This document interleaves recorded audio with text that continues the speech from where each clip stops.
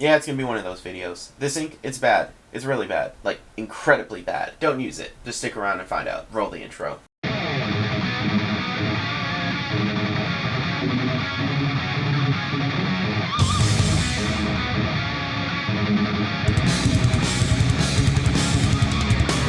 What's up YouTube, I'm J-Rod at BLACKEST, and today we're taking a look at the Dr. P.H. Martin's white pen ink. Now what really caught my attention about this is that not only is it a different white ink from their normal white ink, but it's the fact that it advertises specifically formulated for technical pens or for airbrushes. So I'm really curious to see what is the difference between this and their normal white ink. The actual bottle is pretty nice. It's a standard glass bottle from Dr. P.H. Martin's with an eyedropper, and of course you got some text on the side, like for example, warning, may be harmful if swallowed. Well, I mean, it's ink, I definitely wouldn't be swallowing it. And you get a few little things like it is how many ounces, which is, of course, this is 1 ounce for the price, which is a decent price. And on this side you have a few different little things like how many ounces it is. So this is 1 fluid ounce, and I'm just kind of curious to give this a try, so let's go ahead and break out our sketchbooks.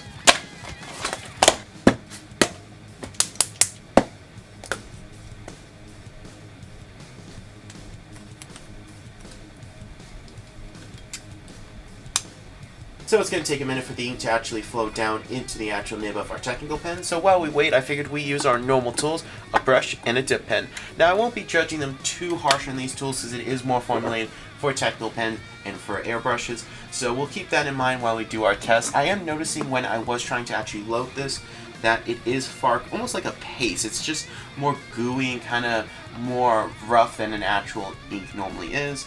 Let's still do our test. We got a good little dip there, and let's see. Yeah, it's definitely a lot thicker. You can see that we are definitely using a much thicker ink. It's almost kind of reminds me a little bit of the bleed-proof white ink that Dr. P.H. Martin's also makes. Very thick, not as thick. That's more of like a paste, more like a paint. This just doesn't allow for good flow on the nib, so that's not good. Definitely not going to work well with the quill nib. It might actually, but I doubt it. Probably not going to work that well with the actual quill nib. We'll still give it a try. It is very strong though, as you can see. Like, look at that. The fact that it actually got pretty good amount of like staining on our actual brush. So, that's something. Okay, first dip. Let's see. Yeah, no, it's the problem is it's really thick, so we're not actually getting good flow with our actual pens. So that's why you can see it's not actually like doing anything. It does look really strong though, so the actual lines we did get are pretty strong, so that's good.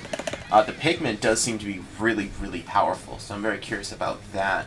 Of course, let's try it with a brush. Maybe we'll get some luck there. Let's give it one more shake. It's clogging up the actual eyedropper, but we got our piece down, and let's go ahead and use it with the brush.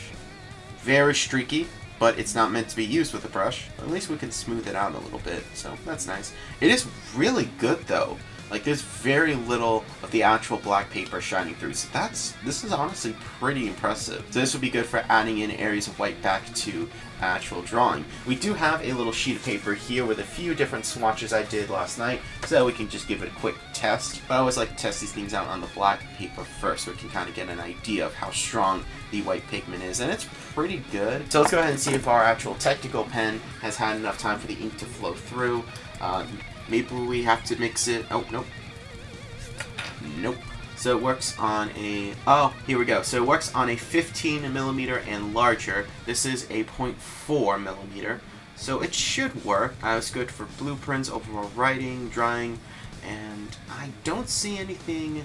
Clean with water. Okay, shake well. I don't see anything about actually like using water to kind of make it more liquidy, but it's not really flowing through our pen, which is concerning. You gotta shake it really well. Try shaking it again. Should be working. It's like the largest size I have with these pens. This is not good. Don't know what to do now. Maybe it's this paper. Let's grab a piece of test paper. I do have a little sketchbook right here that's a little off yellow. So let's go ahead and try something in there.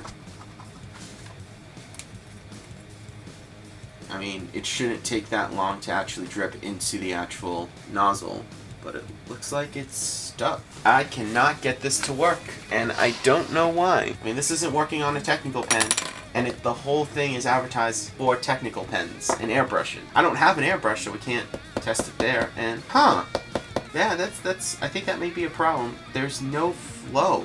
Keep shaking it. Something should happen by now. I don't know what, but something. Man, I love PH Martins. I really do. I think they do make good diverse range of inks. But man, they do a good job of just like not working when I review them. I've noticed that's the trend where there's a lot of inks where I'm like, wow, you just really are not working at all. So here's my backup plan. I have one of these water brushes. Let's try it with this. And if this doesn't work, then we can't actually make an illustration with this. And if we can't make an illustration with this, this is going to get a 0. Luckily, this is a cheap Dollar Tree one, so I'm not too mad if it gets destroyed. Which I think it will, because it's not working. This is not working in the slightest. I don't try to make a company look bad. This company, I feel like all they do is just make themselves look bad. They have inks that don't work with dip pens. They have inks that only work with brushes. They have inks that are kind of okay. They have inks that are not waterproof for some reason. Like, I feel like they just want to make themselves look bad. And it sucks because I don't want to hate them. Yeah, it's not working. One more time, I'm going to shake this as much as humanly possible.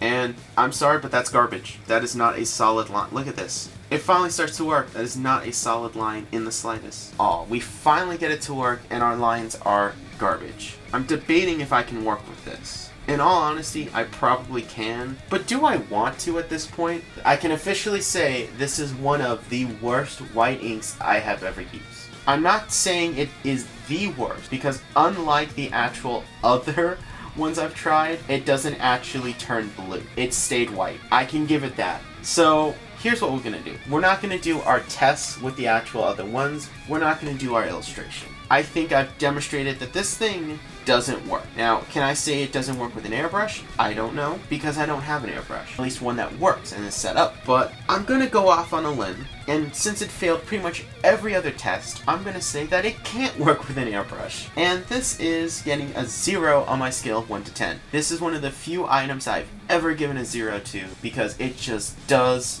not work. This is officially one of the worst white inks I have ever used, and I can't recommend this ink at all. Do not pick it up.